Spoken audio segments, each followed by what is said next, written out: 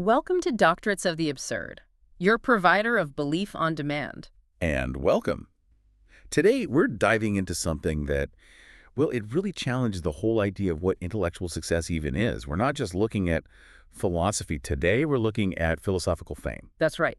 We are wrestling with a, a really provocative and, frankly, kind of a uncomfortable claim. The idea is that the thinkers we all revere, the ones we call the greats, Plato, Hume, Kant. The foundational figures. Exactly. That they achieved their incredible historical influence, not despite their flaws, but maybe because of them. The core thesis is that the skills you need to be a great philosopher, to be revolutionary, systematic, original. The big picture stuff. Right. That those are the very skills that can make you a bad thinker, someone who's actually, prone to logical mistakes and even dogmatism. It's a fascinating piece of intellectual deconstruction. It really forces you to ask where the real value is. Is it in the huge, earth-shaking impact of a new idea? Or is it in the quiet, careful, meticulous rigor of an argument that's actually, logically sound? Exactly. So for this, we've pulled together source material that runs the gamut from academic papers calling for a radical rethink of the whole Western canon, all the way to very specific point-by-point critiques of, say, Immanuel Kant's categorical imperative. So our mission for you today is pretty straightforward. We want to deconstruct this tension between influence and rigor. We want to equip you, the listener, with the tools to spot where an idea is just provocative, just great, versus where it's genuinely sound and logically solid. We're asking, why do we keep arguing about the greats when maybe we should be focusing on the good? And to set the table for that, we have to start with a much older, nagging question in the intellectual world. The big one. Why does philosophy seem, well, stuck in place while science just barrels ahead? Let's start there. Okay, so let's unpack that. When you look at physics or cosmology or, molecular biology, you see this incredible accumulation of knowledge. There are widely confirmed theories, a shared method. And yeah, there are debates on the cutting edge, but there's a core expert consensus on what's true and what's been, refuted. Does anything like that exist in philosophy? I mean, for any major theory on, say, the mind-body problem or justice, is there a consensus? And the answer, generally speaking, is a pretty resounding no. No. That absence of consensus it's really the defining feature, and it's what sets up this whole greatness fallacy we're going to talk about. The sources are clear. Philosophy, as a field, just doesn't seem to have the tools to get that kind of decisive, definitive agreement you see in the sciences. But why? Is it just that philosophers are, argumentative, bad at their jobs? Not at all. I mean, it's inherent to the kind of questions philosophy holds on to. See, unlike science, philosophy doesn't really have concrete specifications for problems that can be, quote, solved. If a problem is structured in a way that allows for a single conclusive answer, whether through an experiment or observation or a formal proof, it tends to stop being philosophy. It sheds its skin and becomes something else. Precisely. So philosophical answers, by their very nature, are the ones that you can't really validate or refute with experience. You can't run an empirical test on the nature of justice. Right. And that leads to this idea you mentioned, the progress paradox. Exactly. Philosophy does progress, but it's a weird kind of progress. It progresses by constantly giving away its biggest successes. So every time it solves something, it's not a point for philosophy anymore. Right. If a philosophical idea gets specific and testable enough that experts can all agree, yes, this is right, or no, this is wrong, it gets reclassified. It becomes a science, or mathematics, or logic. That's a fantastic way of putting it. So philosophy isn't a bank account that just gets bigger and bigger. It's more like a seed bank. It's constantly germinating new fields of study. And every time one of those seeds grows into a giant tree, like physics or psychology, everyone turns around and criticizes the philosophers for, not having any trees. The history is just littered with this, isn't it? This calving off process. Oh, absolutely. You can go right back to the beginning of Western thought. Take the pre-Socratics. When Thales said everything is, at its core, water. That was philosophy. That was philosophy. But the question of what is the world made of quickly became physics. And Thales' idea was, empirically refuted. And the huge systems that came later. Look at Aristotelian cosmology. Earth at the center, celestial spheres. It was this beautiful philosophical system to explain the physical world, and then it was just jettisoned, completely replaced by astronomy and physics centuries later. Or what about something like vitalism? A perfect example from the 19th and early 20th centuries. The idea that living things have some non-physical life force or spark. It was a philosophical position. It's gone. Conclusively abandoned in favor of molecular biology and chemistry, which showed that life can be explained by purely physical laws. No spark needed. And this same process happened when we started trying to map our own minds, right? Philosophy paved the way for psychology. Absolutely. Think about Descartes and Cartesian dualism. Mind and body are two totally different substances. Exactly. A non-physical mind, a physical body. Now, that original substance dualism is, well, it's largely rejected by philosophers who work with cognitive science and neuroscience. But the debate didn't just die, it got more subtle. It evolved, exactly. Today, you have philosophers defending property dualism, which is a different idea. It says, okay, there's only one substance, the physical brain, but that brain has fundamentally different kinds of properties. Some are physical, like neuron firing, and some are non-physical, like the subjective experience of seeing red. So the philosophical challenge is still there, but it's been sharpened and refined by science. It's like philosophy drew the first rough map of the territory, and then science came in with the precision tools to formalize it.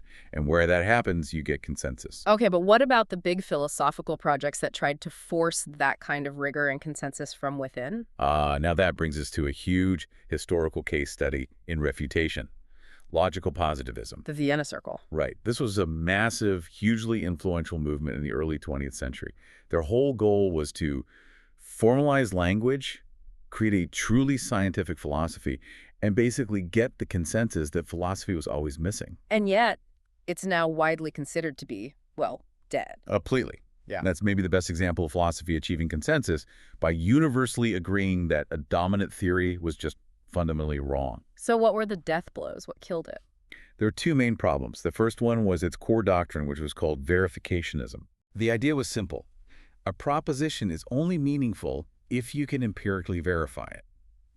If you can't state what sensory experience would prove it true, it's literally meaningless. It was designed to just get rid of all metaphysics. But the irony there is pretty immediate. It's completely self-defeating. You know, building on Hume and later Popper, critics pointed out that the principle of verificationism itself, the statement, only verifiable statements are meaningful, cannot be empirically verified. So by its own rules? It's meaningless. It's an idea that just commits logical suicide. That's beautifully neat, a philosophical checkmate. But there was a second problem, right? The one that really shook the whole foundation. Right, the attack on the analytic-synthetic split. This was their other dogma. They believed every meaningful statement was either analytic true, by definition, like all bachelors are unmarried, Or tautology. or synthetic, which is true by experience, like the cat is on the mat. And this distinction was absolutely essential for their whole project of separating logical truths from empirical facts. And who landed the killing blow here? That would be W.V.O. Quine in his famous 1951 essay, Two Dogmas of Empiricism.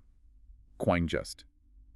He demolished the distinction. He argued that the line between analytic and synthetic is fundamentally blurry. It's unsustainable. He introduced this idea of the web of belief. He said, our knowledge isn't the collection of separate facts, it's this complex, interconnected web. In the middle, you have core beliefs, like logic and math, the analytic stuff. On the edges, you have sensory observations, the synthetic stuff. And what happens when an observation on the edge contradicts something in the web? Well, the positivists thought you just changed that one belief on the edge. But Quine said, no, you can, in theory, adjust any part of the web to accommodate that weird observation. You could even change a core law of logic if it made the whole system work better. So no statement is totally immune from being revised. Exactly. And if that's true, the whole distinction between a truth by definition and a truth by experience just collapses. For the positivist program, it was catastrophic. It was like their version of Gödel's incompleteness theorems invalidating Hilbert's program in math. So, if philosophy keeps shedding its problems that can be solved, and its biggest attempts to formalize itself fail, what is actually left for it to do? What's left are the deep, historical, perpetually open questions. The mind-body problem, free will, the nature of truth, the intractable stuff. And any topic can always be ingeniously reopened. Plus, you've got the big cultural divide. You mean continental versus Anglo-American philosophy? That split, which you can roughly trace back to Husserl and Frege, it creates these two totally different traditions. They have different methods, different vocabularies, different ideas of what a philosophical problem even is. So getting a grand consensus across that chasm it's It's incredibly difficult. And then finally, what the sources call the Oedipal generational assault. And that's really the engine of philosophical disagreement. Yeah. Every new generation of brilliant, ambitious thinkers feels this compulsion to metaphorically rise up and tear down the dominant systems of the past. You can't make your name by just agreeing. Right. So when an Aristotle or a Spinoza or a Hegel comes along and tries to build this grand system that wraps up all of reality, they immediately become the main target for skeptical attack by the next generation. And that continuous, necessary skepticism, while it drives the conversation deeper, it makes sure that a lasting consensus is always just out of reach. Okay. That crisis of consensus is the perfect backdrop for the central claim we want to explore.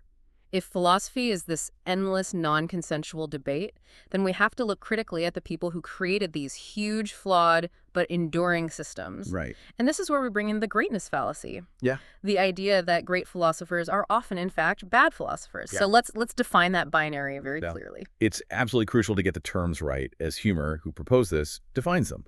We're talking about two completely separate ways of measuring success. Yeah. So on one side, you've got the good philosopher. This is the person who is skilled at thinking. They form beliefs based on good evidence. They use rigorous logic. They avoid fallacies.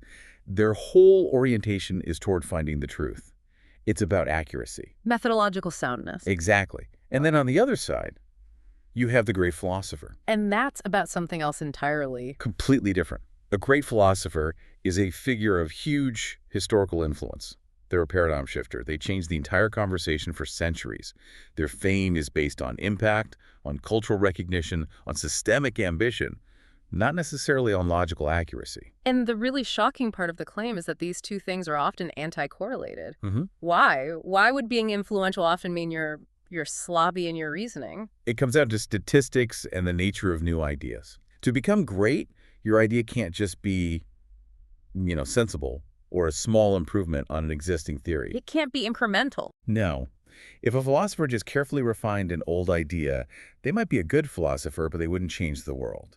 To become great, an idea has to be new, amazing, or even outrageous. Think of Nietzsche saying God is dead. Exactly. Or Parmenides saying change is an illusion. These are radical, shocking breaks from common sense. Okay. And here's the problem. If you look at the entire universe of possible ideas, most ideas that are stunningly original, counterintuitive, and audacious are, statistically speaking, very badly wrong. The world is usually more like how it seems than how these radical systems suggest. Right. So for a thinker to actually believe and passionately advocate for one of these statistically improbable, flawed, big ideas and get other people to believe it, they must, in some sense, have flawed judgment or poor reasoning skills. They have to be bad at thinking, at least in that specific, crucial way. That's a powerful argument. It reframes historical influence as almost a kind of intellectual recklessness. So let's dig into the case studies. The examples used to back up this very harsh judgment, starting with the biggest name of all, Plato. So Huemer zooms in on a specific exchange in Book 1 of Plato's Republic between Socrates and Thrasymachus. Thrasymachus gives this very cynical, descriptive account of politics. He says justice is simply the interest of the stronger. Rulers rule for their own benefit. Right. They treat the people like a shepherd uses sheep for wool and meat. It's an empirical claim about how power really works. And how does Socrates respond? He doesn't bring up counter-evidence, does he? No, and this is the core of the critique. Instead of arguing about the empirical facts, Socrates shifts the whole ground of the debate. He starts talking about the ideal art of shepherding. The technon. Exactly. He argues that the art or craft of the shepherd, when practiced perfectly, is only concerned with the good of the sheep. Therefore, the true art of the ruler must only be concerned with the good of the ruled. And the charge is that this is bad thinking. Huemer calls it a terrible way of responding. He says Socrates just dodges the real question, how do leaders actually behave? And substitutes this useless argument about abstract ideal arts. It's a non sequitur. Okay, but the counter-argument here seems pretty obvious, right? That this is just a complete misreading of what Plato is trying to do. That is the standard and very powerful counter-critique. The critics argue that the debate in the Republic isn't political science. It's a search for a normative definition of justice. What should justice be? He's trying to set a standard. He's trying to establish the standard of correctness for what it means to rule. It's like if a doctor deliberately poisons a patient, we don't say, oh, he's practicing medicine just badly. We say, He has abandoned the art of medicine entirely. The art is defined by its goal, its telos. So for Socrates to respond with a bunch of examples of corrupt rulers would have been totally irrelevant to the question of defining the ideal of justice. It would have been the real logical error. And this just shows how tricky it is to judge a great. The very critique of Plato as a bad thinker might itself be an example of bad philosophical interpretation. Right. So let's move on to the next case study. David Hume, the great empiricist. He also seems to have a moment of, well, critical failure. Hume's entire system was built on one foundational principle. All ideas are copies of impressions. Right. Every complex concept you have, every idea has to be a faint copy of some prior sensory experience, an impression. If you can't trace an idea back to a sensation, it's meaningless. And then Hume himself comes up with the perfect counterexample. He does. It's amazing. He gives us the case of the missing shade of blue. He says, imagine a person who's seen every single shade of blue on a spectrum, except for one. Just one is missing. Okay. Hume then admits that this person could probably imagine that missing shade. They could create the idea of that specific blue in their mind without ever having had a direct sensory impression of it. Which logically demolishes his own foundational theory. Instantly. It's a definitive counterexample to his universal claim. So what does the great philosopher do? He just dismisses it. He brushes it aside. He says, yes, it's an exception, but it's such a weird case, and it's too negligible to require that we should alter our general maxim. Huemer uses this as Exhibit A for poor judgment and irrational thinking. It's pure intellectual dogmatism. A good philosopher who cares about the truth sees one falsifying counterexample and says, okay, my theory is wrong, I have to abandon it or revise it. Hume just clings to a system. That is genuinely shocking. You just don't expect that from an intellectual giant. Okay, let's turn to maybe the most ambitious system builder of them all, Immanuel Kant. Kant's vision is just magnificent, but the execution, especially the groundwork for the metaphysics of morals, is often cited as being deeply flawed.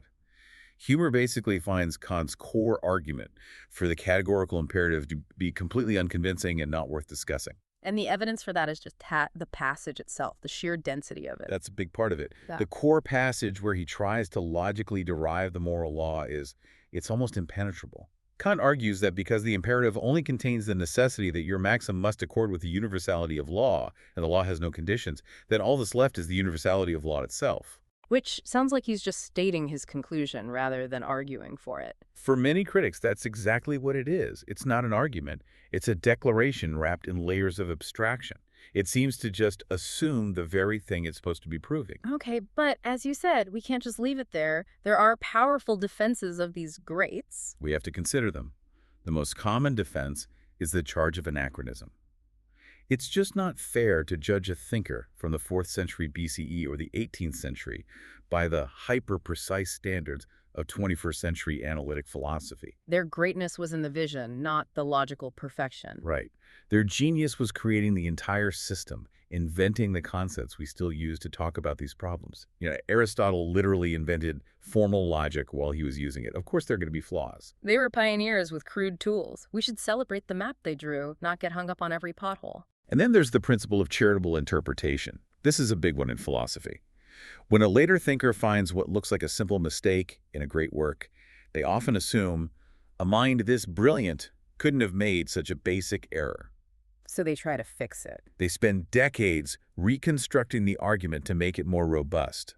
They believe the real goodness is in the deep structure, the potential of the idea, not the way it was first presented. They're trying to save the system from its creator. And the final defense is about the nature of the questions themselves. Right. Philosophy deals with these fundamental, intractable, non-empirical problems. Consciousness, free will, the good life. Any serious attempt to build a comprehensive system to answer them is going to produce ideas that seem wacky or implausible from a common sense perspective. So if a philosopher just stuck to easy common sense answers, they'd be good, but they would never be great. The greatness is measured by the sheer audacity of the problem they take on. And if you're going to try to solve the unsolvable, your first attempts are almost guaranteed to be logically flawed. Okay, let's try to ground this whole debate in something practical. We've laid out the big metaphilosophical tension. Now let's test one of the most famous and controversial great systems in practice, Kant's ethics and his categorical imperative. Right, moving from the theory of philosophy to a concrete ethical case study.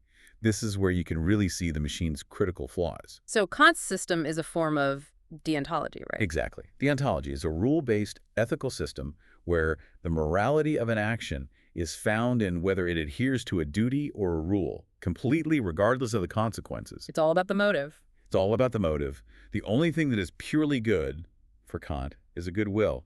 You have to act from duty, not just in a way that happens to align with it. And his most famous rule, the categorical imperative, let's focus on the first formulation, is the universalizability principle. That's the one. Act only according to that maxim, whereby you can at the same time will that it should become a universal law. The principle behind your action has to be something you could rationally will for everyone to follow all the time without creating a contradiction. And it's really important to stress this is not the golden rule. Oh, absolutely not. Do unto others as you would have them do unto you. Kant criticized that because it's still hypothetical. It depends on what you want. It's based on your desires. Right. The CI is supposed to be categorical unconditional. It's about pure rational consistency, no matter what your personal feelings or desired outcomes are. And that purity is exactly where the conflict comes in. Critics point out that acting in a way that could be universalized might often lead to, well, bad outcomes for everyone, or it might conflict with what's best for you personally. This is where we can bring in some really interesting counterexamples from math and economics. Take Bracey's paradox from traffic planning. The paradox is that if you add a new, faster road to a congested traffic network, it can paradoxically make everyone's travel time longer. How does that work? Because every single driver, acting in their own rational self-interest, decides to take the new, faster road. The result is that the new road gets completely clogged up and the overall system becomes less efficient than it was before.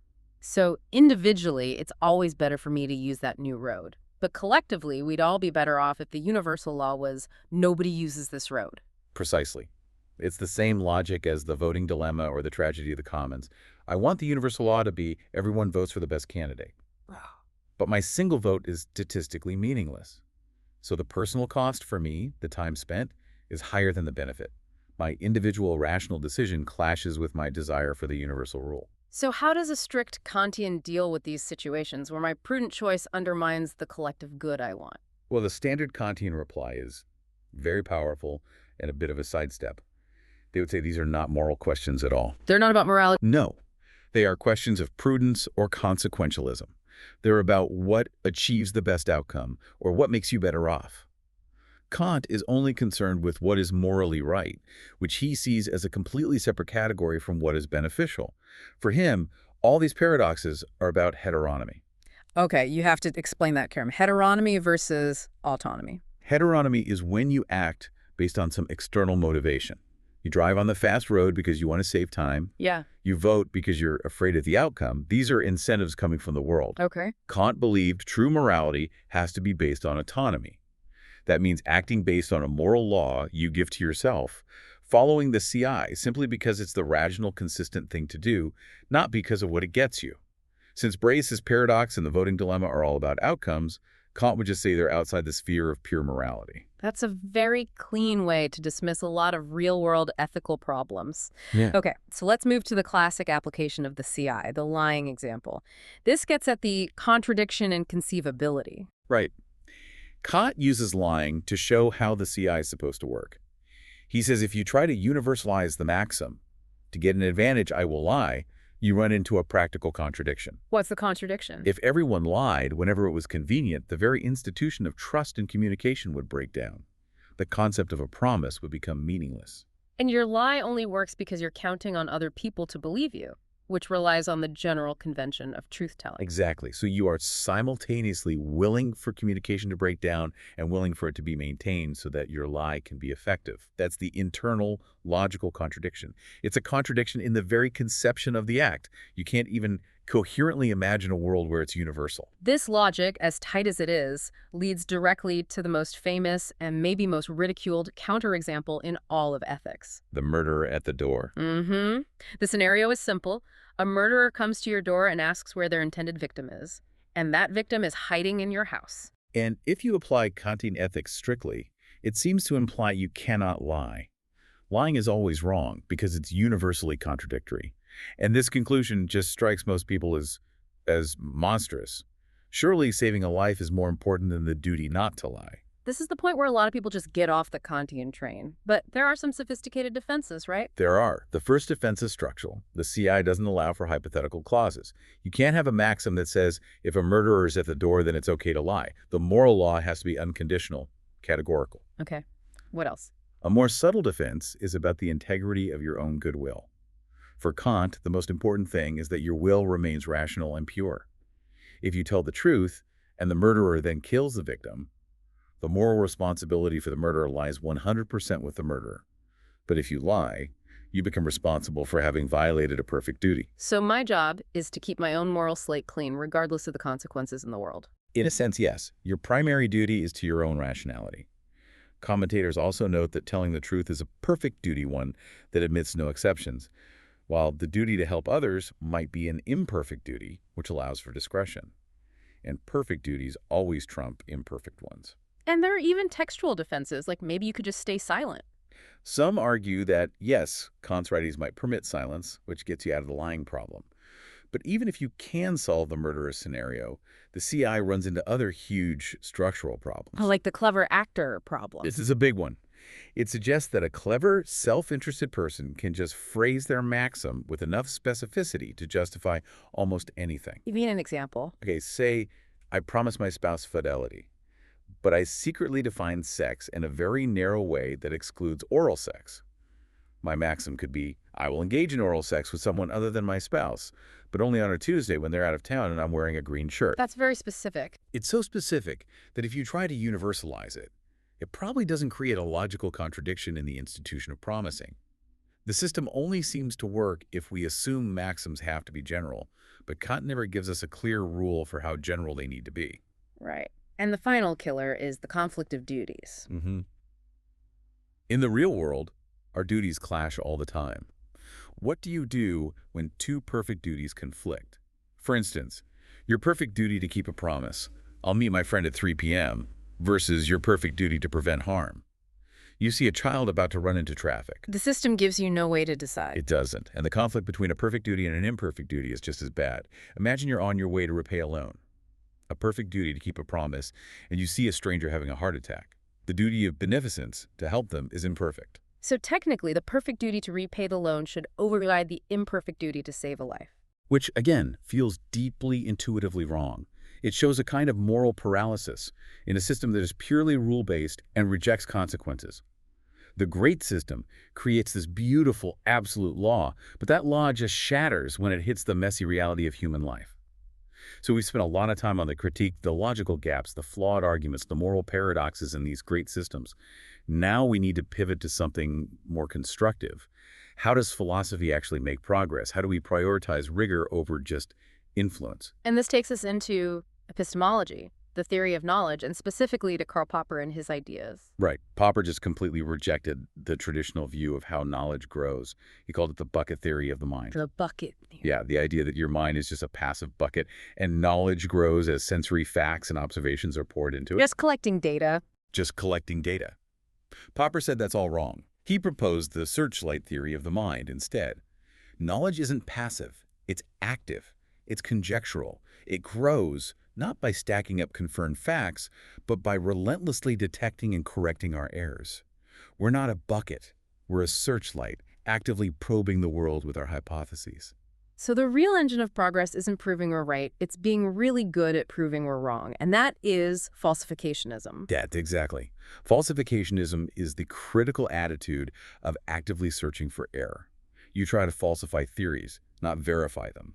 And this idea is so important because it completely undermines the dogmatic belief in intellectual authority, the very thing that the greatness fallacy warns us against. So if the whole goal is to find your own flaws, then being great shouldn't be about having this huge, unfalsified system. Right, and Popper connects this idea about knowledge directly to politics.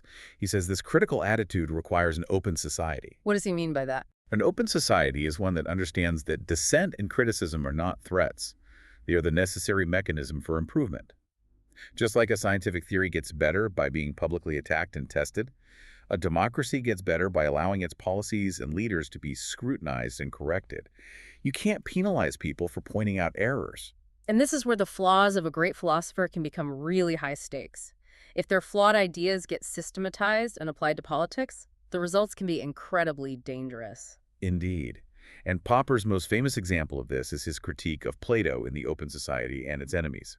He argues that Plato's deep disappointment with the chaos of Athenian democracy led him to design a political system that was rigid, unchangeable, and ultimately tended towards totalitarianism. The philosopher kings, the fixed social classes. All of it. It was a system designed to stop political change and disagreement, which Popper saw as the essential ingredients for progress. But even Popper didn't just throw all of Plato away, did he? No, and this is a crucial point.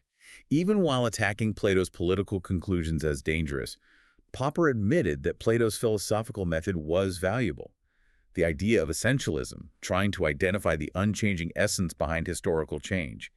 He saw that as a really useful tool for sociology, even if we completely reject Plato's ideal state. Okay, so let's take on the most difficult, most high-stakes example of a great intellect colliding with profound moral failure, Martin Heidegger. Right, a figure many consider the most important philosopher since Hegel, who was also undeniably a member of the Nazi Party and held anti-Semitic views. And the debate around him often gets stuck in what our sources call a phony war. It does. On one side, you have people trying to excuse or minimize his Nazism to preserve his philosophical greatness. On the other, you have people using his Nazism as a weapon to completely dismiss his philosophy. Both sides are missing the real philosophical question. Which is? Is there an internal logical relationship between Heidegger's philosophy and his awful politics? And Heidegger himself claimed there was. He tried to justify his political actions as a way to resist modernity, which was a core theme in his work. Exactly. He actually tries to use one of the key concepts from his masterpiece, Being and Time, to support his ethnic chauvinism. And that concept is historicity. Okay, what is that? In Being and Time, historicity is tied to decent human existence. It's the idea that our existence is fundamentally temporal, contingent, and oriented towards death. Our being towards death is what opens up the space for us to have authentic freedom and create meaning. And how did he present this idea in his book? Crucially, he presents it as a universal transcendental condition.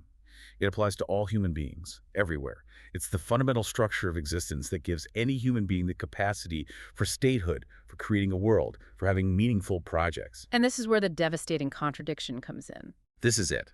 Heidegger later tried to take this universal concept, a foundation for all humanity, and use it to privilege the unique historical destiny of the German people.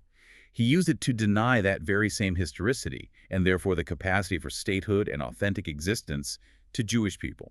So he had to betray the core logic of his own philosophical system to justify his politics. That is the inescapable conclusion when you analyze it rigorously. The internal logic of his own concepts, like historicity and finitude, actually resists his attempts to make them fit his racist political views.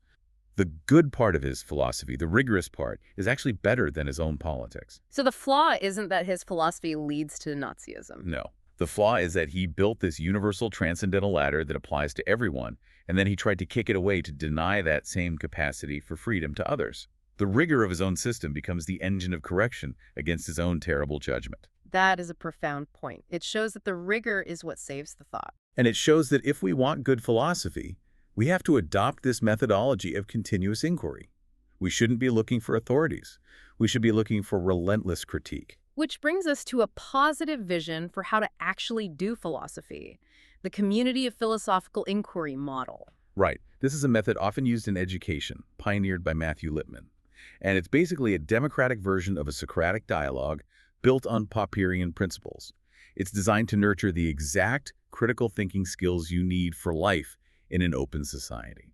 And the role model for the teacher here is Socrates himself, acting as a midwife and a gadfly. Exactly. The midwife, helping to bring forth truth from the group by guiding them toward clearer definitions and stronger arguments. And the gadfly, constantly stinging them out of their complacency, provoking them to keep seeking the truth by relentlessly testing their ideas with counterexamples. So the goal is to detect and correct errors together. Yes, and that communal dialogue acts like a miniature open society. It's all about making fine distinctions, spotting contradictions, and self-correction.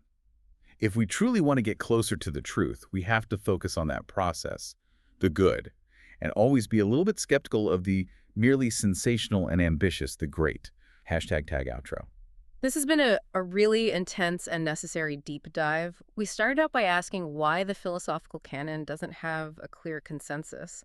And what we found is that the very things that make the thinker great, that radical ambition, that huge systematic scope, that sheer originality, are often the exact same things that lead to fundamental flaws, to logical gaps, to what you might call argumentative badness. The takeaway really is that the skill set for becoming a historically influential figure is just. It's a different skill set from the one you need for careful, rigorous, fallacy-free thinking. The greats are often wrong, but they're wrong in these profound, generative ways that force the next 500 years of thinkers to wrestle with their mistakes. So the lesson for you, the listener, isn't to just dismiss the greats. They're obviously essential.